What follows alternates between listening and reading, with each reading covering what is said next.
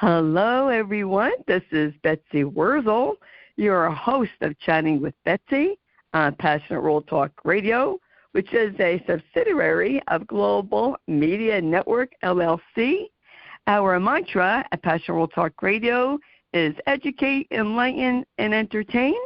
The views of the guest may not represent those of the host of the station. Folks, I love doing the show, and I love meeting people from all walks of life. And if you have listened to my show for any length of time, you know I am a huge mental health advocate. We need to stop the stigma surrounding mental health. We need to be supportive of those who might be experiencing depression or other issues. And the reason why I say that is because I myself am seeing a psychologist. I am not ashamed to say that. I hope by me saying that, somebody in the audience will say, oh, if Betsy can say that, then I can go for help. And folks, let me tell you, no one knows what life has to throw at us at any given time. And sometimes people need help. Do not judge them. I'm seeing a psychologist for caregiver post-traumatic stress disorder, or you could call it moral injury if you want, whatever label you want to put on it. I'm not ashamed to say I am going for support. It has helped me tremendously, and I really wanted to say that because people are struggling all over. All over people are struggling. And I'm here to help. I'm here to give you resources. And with me today is a wonderful person who is a wonderful resource. I'm going to tell you about my guest, Margaret M. Contagnus, and you spelled the last name Catagnus. I met her through Alignable. And Maggie, as she likes to be called, holds a bachelor's degree of social work with special concentrations in psychology, sociology, and special education. She is a member of the National Alliance on Mental Illness. Her broad work experience includes being case manager, certified peer support specialist, certified WRAP facilitator, program manager, residential counselor, and 31 years of caregiving in a variety of settings. She is board certified with the International Association of Peer Supporters. She welcomes interviews and speaking engagements. And Margaret Contagnus is author and writer of this wonderful book, Feel It, Heal It, Let It Go. Inspirational stories, poems, and quotes for overcoming mental health challenges. Welcome, Margaret M. Contagnus, to Chatting with Betsy. Hi, Betsy. Thank you. Thanks for having me on your show. I'm very honored and very grateful. Oh, you are welcome. It is my pleasure. First of all, I have to tell you, I really enjoyed your book. I think it really packs a powerful punch in a good way. It's a good way. And I love the cover because it brings me back to my youth. The dove, the peace, the heart, peace sign, love, the flowers, just reminds me of the 60s and 70s. And I'm going to ask you, Maggie, what I ask all my guests that write books is, what motivated you to write your book, which has a variety of different stories, quotes, and I really enjoyed reading it. Well, my main mission in writing the book is to let people know that recovery does happen. Recovery can take years, sometimes decades. It's very, very hard work, and I wrote the book to help to support and educate individuals who continue to struggle with mental health challenges. I have had challenges with mental health for going on 35 years, January 29th. And I've been in recovery in support groups, in psychiatry, of course, medication, therapy, and I have a whole array of wellness tools I've done over the years. My book consists of my story and a contributor's story on their wellness journey. And I also have poems from myself and 7 from someone else and quotes from me and also someone else. So also my mission is to crush stigma. I feel like we've come a long way since COVID in terms of being out there, anxiety, depression. There's the commonality that's going on. Unfortunately, there are millions throughout the world that are suffering, that haven't received help, that haven't reached out, that don't know where to reach out sometimes. Sometimes they have no guidance, they don't have a support system, and they're floundering, unfortunately. So my book is here to reach out to people and let them know that there is help out there and that you can get better and recovery does happen. I love that. I'm going to be verklempt over here, Margaret, in New Jersey. That just touched me so deeply. And I want to tell the audience, you know what? I give Maggie a lot of credit, and bravo to you for writing your book and being courageous to come on a show and to talk about your mental health struggles and why you wrote this book and crushing the stigma. It is so important, and you're right. COVID brought mental health to the forefront, and, you know, when COVID was happening and even now, you hear more public service announcements about depression and isolation and loneliness and to reach out for help. You hear about the National Suicide Hotline, which is 988, and this should have always been Margaret. I myself am not ashamed to say I had struggled with depression since a child. You're right. It takes years. It takes recovery.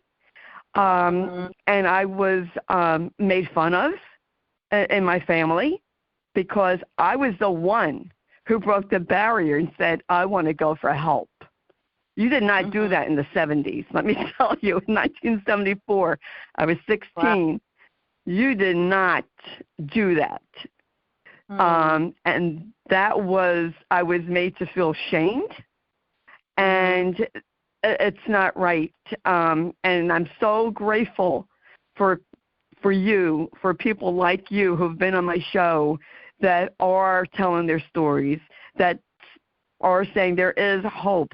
You know, sometimes, I'm sure you found this, Maggie, sometimes you have to seek out and try more than one therapist, counselor, or psychologist till you find the right one. I'll tell you, in 1989, I can't count how many therapists and psychiatrists I've had over the years. I've bounced around moving so many times that I had to switch, of course. But then being consistent in one county, in Montgomery County, Pennsylvania, I have had numerous. And I finally, in 2006, which took me, 17 years, to find a therapist that actually helps me. She's been my therapist up until the present. And what I can say to people is,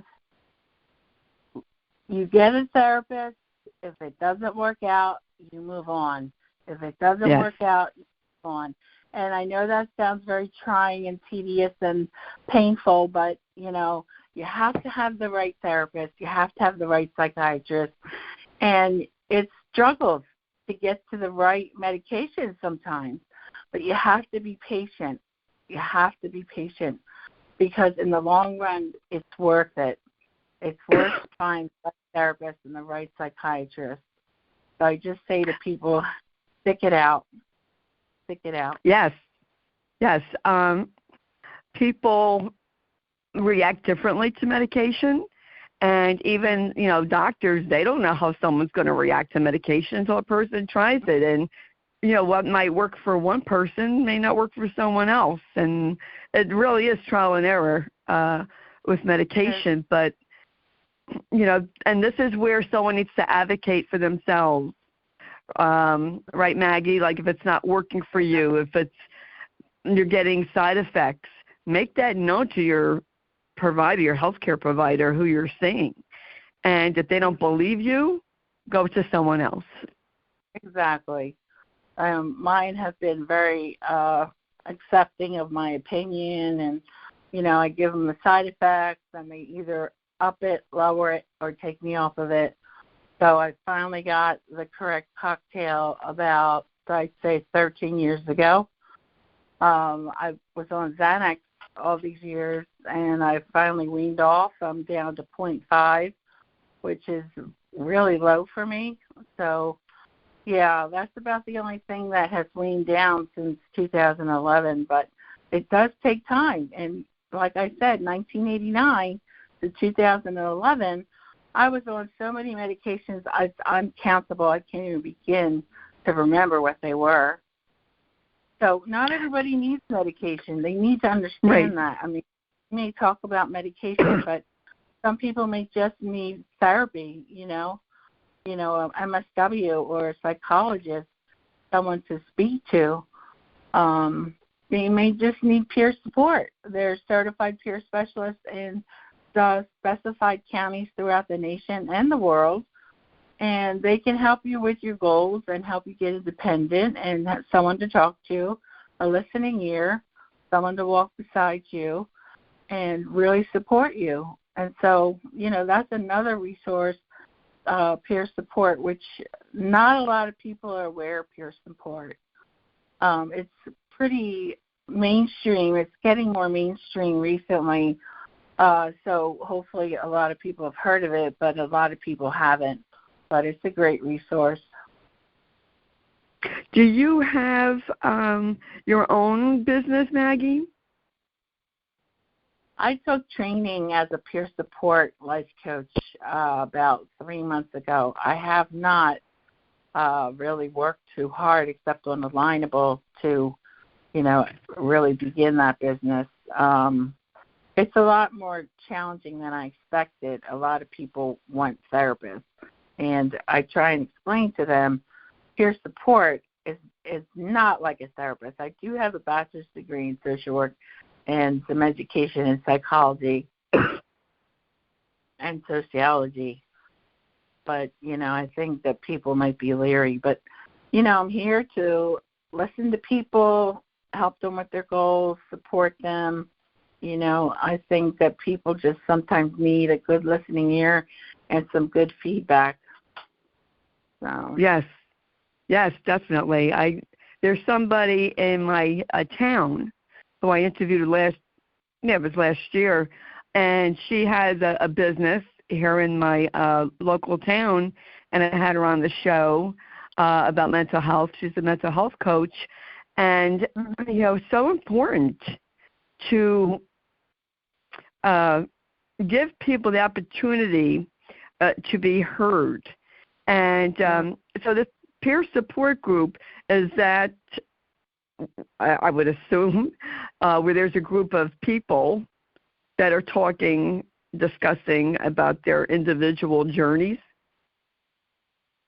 You have specific clients as a certified peer specialist, one-to-one, and you work on goals with them, do things that are fun for them. You may be talking in the car, you may be in a swimming pool, you may be in the mall, you're having out lunch. There's a lot of different activities you can do with them to be helping them and listening to them and attaining goals with them. So it's a unique type of support. I don't say therapy because we're not therapists, but we are people. You have to be someone with a mental health diagnosis to be a peer support specialist. So okay. So peer support, then you would meet with someone. It's one-to-one then. It's not a group. No, it's not a group. Okay. We do. I got a little confused. Don't mind me. My agencies that I worked for, the second agency I worked for was general peer support, which means I worked one-to-one. We would spend anywhere from 2 to 4 hours a day doing activities And again, like talking out problems, working with them, paralleling, your story. Of course, sharing our own stories is critical, because when you share your own story, people are more likely to speak up and say, you know what, I went through the same thing, and I can relate to that. And before you know it, they're garbling. All this stuff comes out of them, which is extremely healing once people get it out of their system. I had a client that she couldn't do therapy. Her abuse was so intense that she couldn't revisit it. And so therapy did not work for her. But when she became my client, she was my client for probably 4 years. And she had such great success. I mean, she lost 60 pounds. She started exercising. She learned how to use a tablet. She wore makeup. She got new clothes. She stopped smoking. I mean, like, all this great stuff happened. And, not that I take credit for it, but I do believe that she needed this one-to-one support to move forward. And we would go to meditation at Soul Spirit Salt Spa in Horsham every week for 4 years. Every Wednesday night we went. And, peer support is effective. And she opened up to me and she told me things, and, I related to her and supported her, and she's come a long way. That sounds really wonderful, Maggie. Do you know how many people need peer support?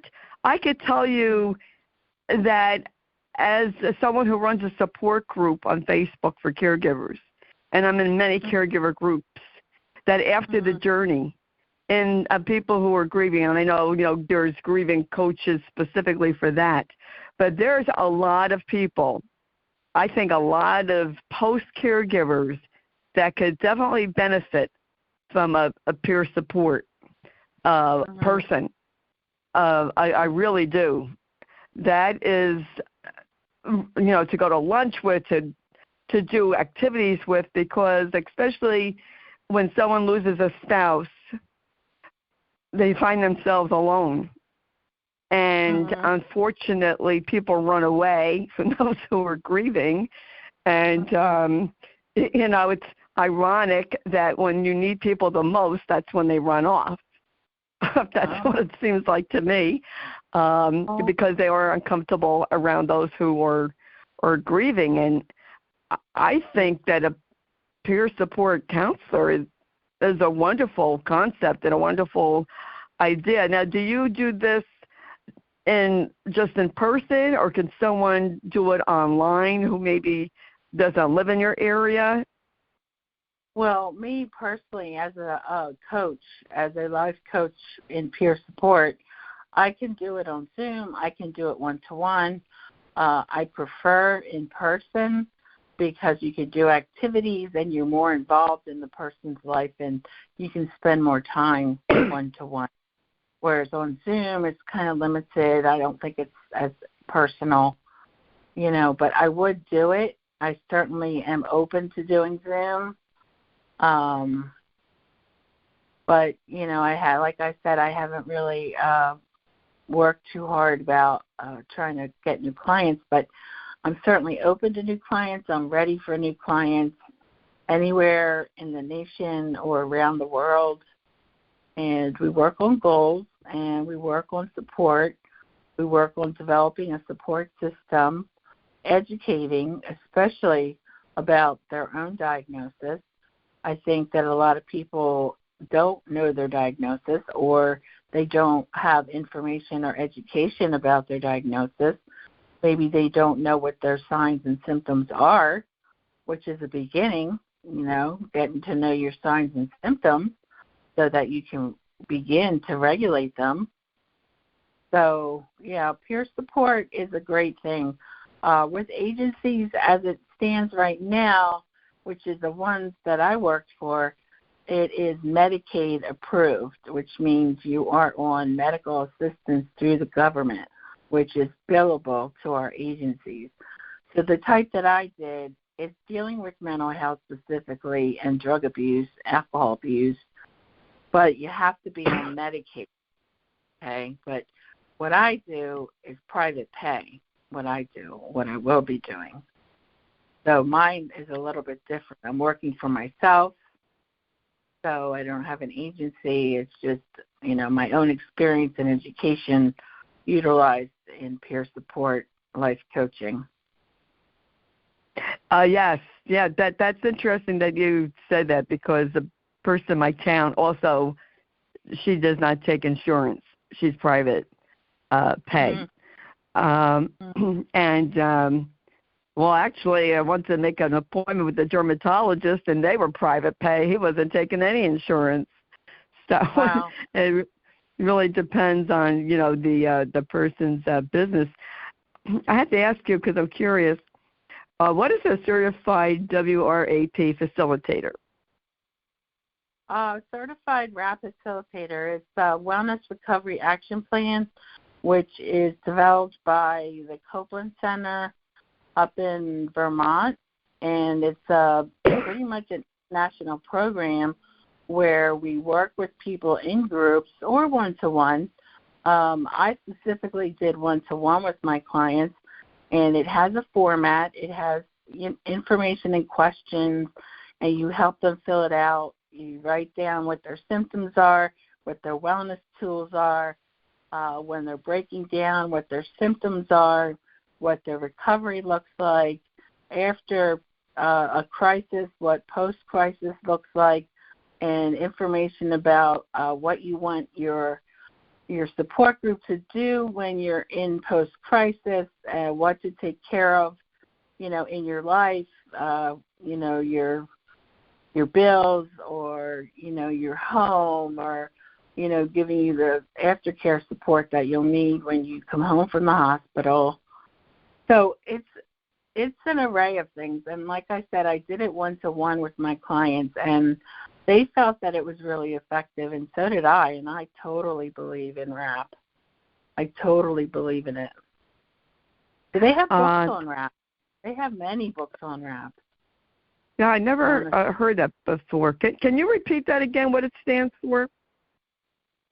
RAP stands for Wellness Recovery. I just forgot. That's okay. Wellness Recovery Action Plan. Oh, okay. Action plan. I never heard of it. Well, yeah, I was thinking, what is that? Probably in your book, but I read your book a while back, so I don't remember.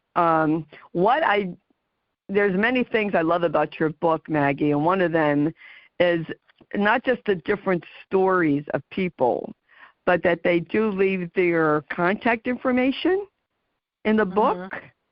And you also have, in the back, you have resources, the lovely different poems, and I like that you have the many different resources in the back of your book for people, especially about suicide prevention. Very, very important, and about the NAMI, different resources. And I just have to say, this today because it's been on the news here in New Jersey. Folks, people are struggling. People who you don't think are struggling, especially men. There was, I believe he was the sheriff in the town of New Jersey, went to a restaurant and shot himself in the bathroom. Oh, my God. We're shocked, aren't we, Maggie, when we hear about people who have committed suicide that show no signs whatsoever of yeah, of it. I agree that, Excuse me. When you look at someone like Robin Williams, which was absolutely devastating to me. I mean, the way he was on TV and in his movies, you would absolutely have no clue that he was struggling all these years. I did know he was bipolar, but I did not know that he was struggling. And he developed an illness, a physical illness, that propelled him into committing suicide. He had Lewy body. What was it called? Lewy body dementia. Yeah. So, Okay. yeah, and it's on top of what he already had. Right. So that was horrible. And I think you're right. I think it is more common in men. Unfortunately, men are taught and cultured to keep things in, to not share feelings, yes. fortunately, which saddens me. You know, they can't feel free to open up, and so they hold it inside. And so lots of times it comes out as anger. You know, I've seen that in many cases where men just can explode at times. They, you know, if you hold your emotions in and suppress them, it's just like an explosion. You know what I mean? Like it finally will come out. It might come out in a physical illness. It might come out in a physical illness, but eventually it will come out. And absolutely, you know, men have a struggling time, and you know, I feel bad for men. I really do. Yes, I do culture, too. Like I think in European cultures, men are more able to express themselves. I think in the United States, it's more that they keep things inside and they don't want to look weak or vulnerable, or which is just the opposite. You know, if you share your feelings with someone, I don't think that people are going to judge you as much as they may think they may be judged. But that's what happens with men. You know, I think women are more open. More women are in therapy. Men tend to be a little resistant. This is from my experience. Now, this may not be out there, people experiencing this with their boyfriends or fathers, husbands, whatever. But I've had, you know, a difficult time trying to understand, you know, why men don't want therapy. It's very hard for them to open up. Yes, well, I agree. You know, you had this old school thinking, which I'm trying to do my part to change, of, you know, suck it up, be a man, especially when I was growing up, you know, in the 60s. Even girls weren't allowed to cry. You were considered weak if you cried. That was a sign of weakness to people. And I had to say this, Maggie, I've seen this all the time on my Facebook page, in my group, on the show. Folks, please stop telling people to be strong. That is old school bull crap. People do not have to be strong. I couldn't stand it when people said that to me when my husband was dying. I didn't like it when they told that to Josh. We're human beings. We cry. We're watching our loved one die. Why do we have to be strong? We've been strong. And this is the thing, Maggie. It's, you know, people are afraid to say, they don't know what to say. So they say, be strong, which then you think, oh, well, then I'm weak, I'm not strong. Well, how about being supportive of that person and saying, I'm here for you? Don't say anything. Just say, I'm here for you. If you're in person, if you're local, I will come over. I will hold your hand. I will give you a hug. Nobody needs to be told to be strong, in my opinion, because these people have been strong, and that's the problem.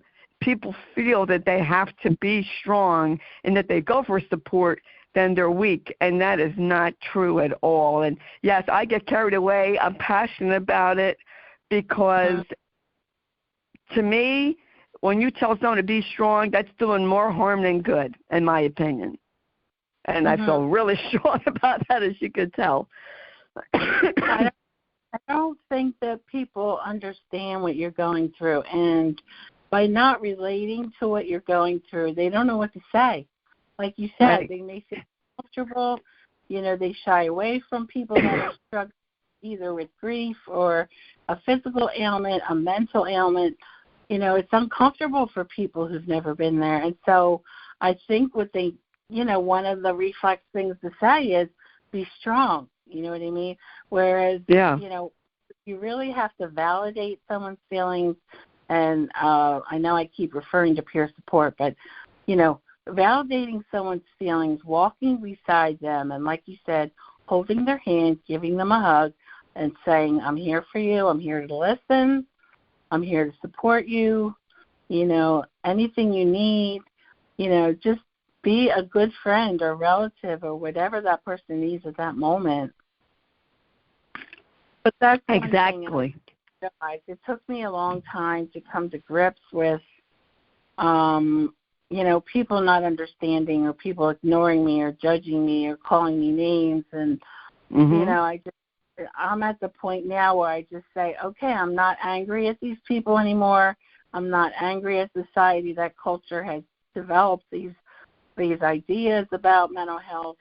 I just step back and say, throw my hands up, okay, well, they just don't know. They just don't understand. They haven't been exposed to it for whatever reason, and that's fine, of course.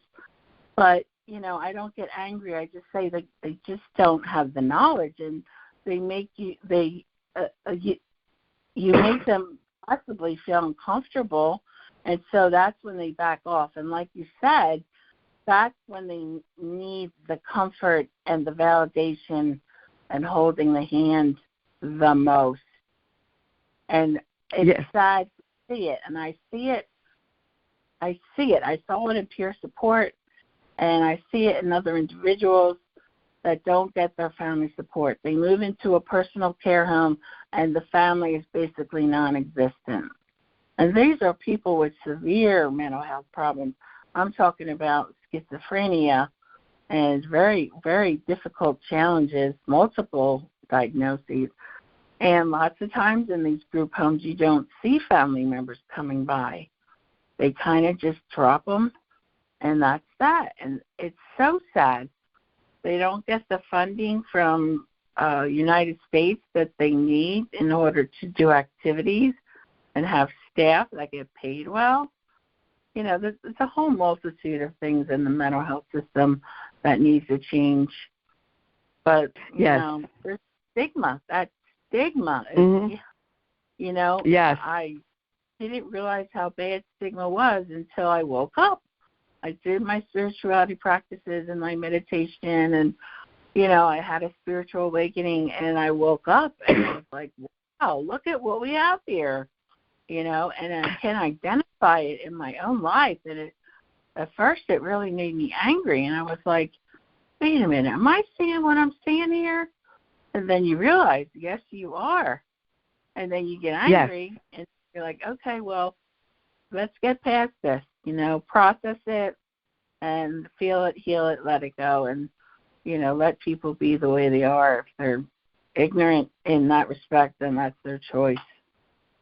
Yes, that you are absolutely right. And growing up, I didn't have my feelings validated, and we have to acknowledge the pain that we have and speak to someone about it and sift through it, because if we keep suppressing, you're right, it's going to come out. It's going to bite you right in your rear end. It's going to come out as a illness.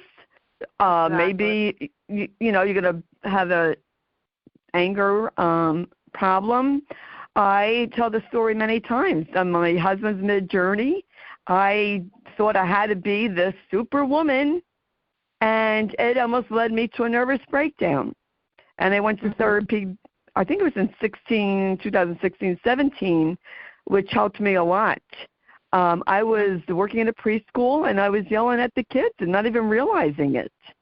So I was talking to them. And, of course, my coworkers complained about me. They didn't say, Betsy, what's wrong? Can we help you? And then, I realized I'm doing too much. And I thought that I had to be the strong person, and I don't.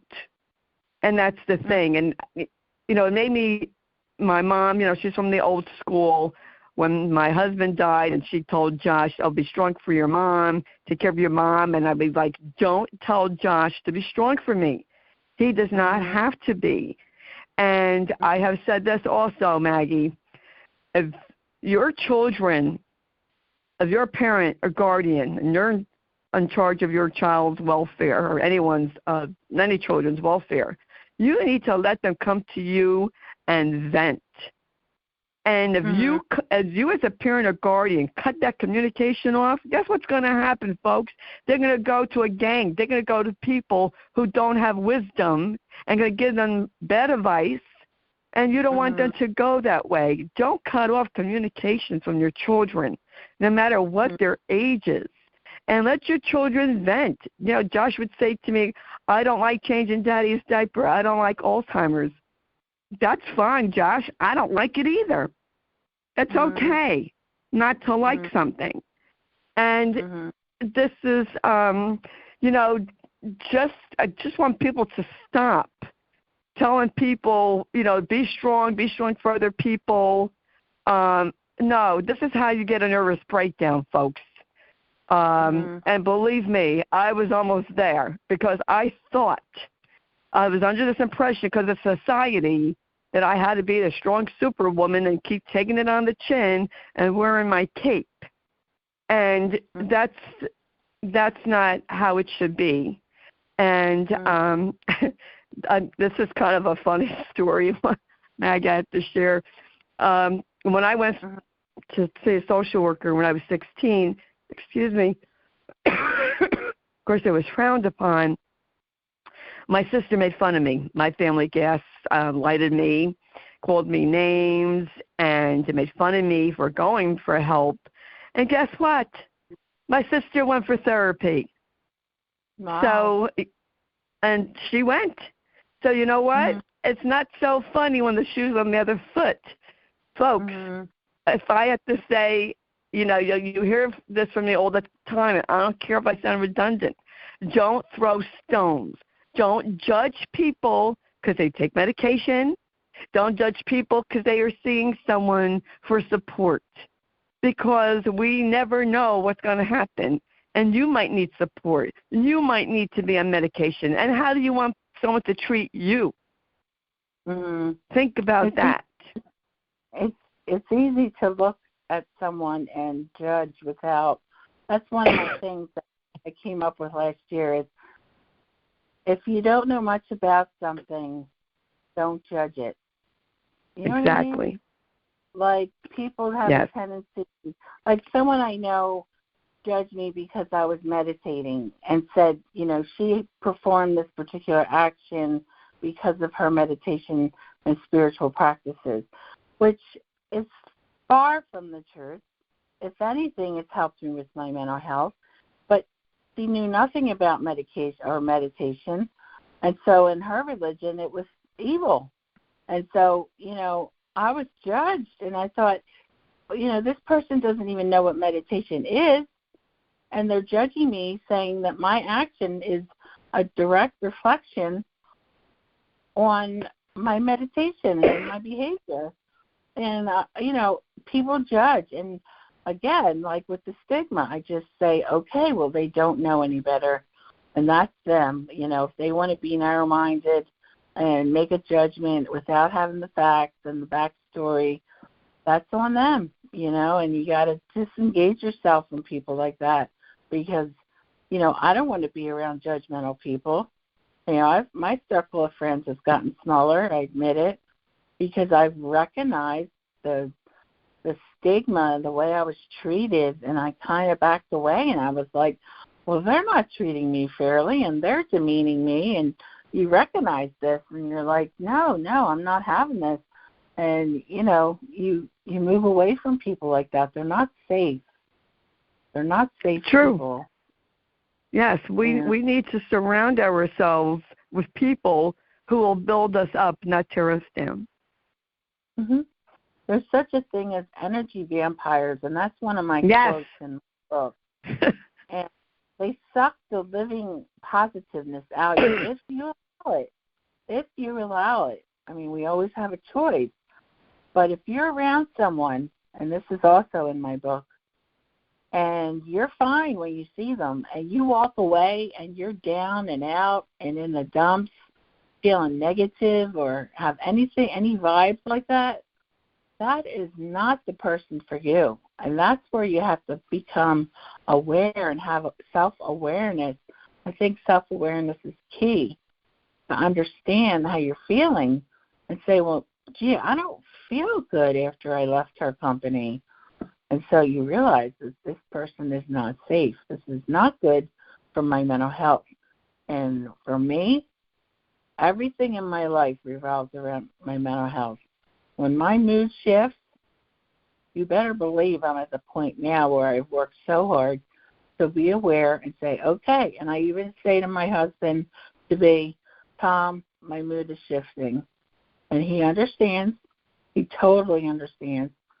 And then he realizes what he needs to do, to just help me and support me, because, we have to know ourselves. We have to know ourselves. We have to know what people are good for us and what people aren't good for us. And self-awareness is key. And meditation has helped me with self-awareness tremendously. It's opened my eyes, so it helps. Meditation helps. Yes. Margaret, Maggie, it has been such a pleasure talking to you. You rock, my friend. You rock. I want you to go out there and I have confidence in you, Maggie. You need to go out there and start promoting your book. You are wonderful. And thank you. I just think that your book is fantastic, and I encourage everyone to buy it, to read it, give it as a gift to someone that, is struggling. There's help out there, and I want to ask you, where can people purchase Feel It, Heal It, Let It Go? On Amazon. I can give them my website as well. Sure. Go ahead. Give your website. Yeah, it'll take you right to the information, and you can click on it and buy the book from my website. And my website is my name, my first, middle, and last name. It's MargaretAgnus.com. And that'll take you exactly to my website, which explains what my book's about. I have book reviews, and I have resources on there. I have all kinds of stuff. So, go to my website and click on that you want to buy the book. It takes you right to Amazon, and boom, it's that simple.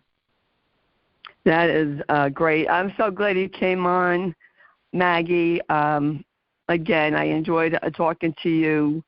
I love having conversations.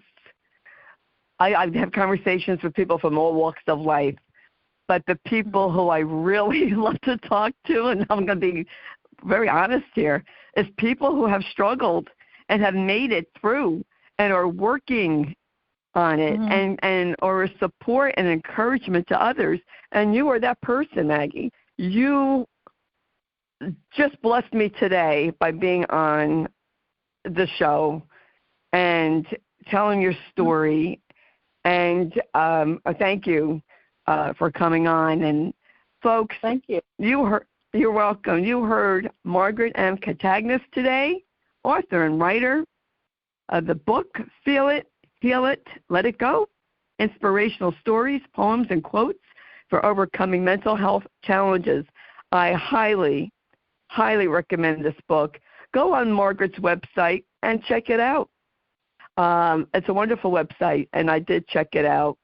And I think peer support group is a wonderful idea. I think a lot of people would definitely benefit from it. And I think it's something to look into. And I want to thank you again, Margaret, for coming on. All the information about Margaret Catagnis will be in the blog that Jeannie White, her station manager, writes. So thank you, Jeannie, and Jeannie produces the show. And I want to thank Lillian Caldwell, CEO of Passionate World Talk Radio, that makes this all possible. And I want to thank you, the listeners. Thank you for listening. If you don't already subscribe to Chatting with Betsy, I don't know what you're waiting for. It's for free. It's on YouTube, Spotify, Spreaker, iHeart. I am here to help you, to provide resources for everyone to have a better life. And I have a great guest on, phenomenal guest. Matter of fact, I'm going to be talking to someone in the near future, psychiatrist, about schizophrenia. He wrote a book. And we need to bring mental health issues to the forefront. I have done this on the show. I do it on my own personal page. We need to talk about mental health. We need to stop the stigma. It's about time, folks. This year is 2024. Come on already. Let's stop the stigma. Treat people with kindness and love and compassion, the way you would want to be treated if you were having a difficult day or a problem or an issue, whatever you want to call it. Let's bring back humanity to each other and just be understanding. I know what it's like. I know what it's like to be judged, because you have depression or you have anxiety. And you know what? Unless you've walked in my shoes, Margaret's shoes, don't judge. Don't judge people who are having a difficult time, because you don't know. I've said it before. I'll keep saying it. You don't know what can happen to you, and right. How you will be, and how people in your life are going to react to you. And this is what we need to keep in mind. And I just want to thank everyone for listening and sharing the show. I'm here to help people. This is what my show is about. My show is about helping people. That's it, bottom line. I care about people. I know what it's like to be alone. I know what it's like to struggle. And I want everyone to know you're not alone. You don't have to struggle. There is help out there. And that's what I have to say. And, folks, as I always say, before I say what I always say, you can follow me on Facebook, Betsy E. Wurzel, Wurzel. Excuse me. And if you're looking for a support group, you're a caregiver, or you might find yourself being a caregiver in the near future, I have #Kick Alzheimer's Ass Movement on Facebook. And as I always say at the end of my show, in a world where you could be anything, please be kind, shine your light bright, because we need it now more than ever to be kind to one another and shine our light. Until we chat again, be kind, shine your light, be safe, and chat with you soon. This is Betsy Wurzel, your host of Chatting with Betsy on Passionate World Talk Radio. Bye-bye now.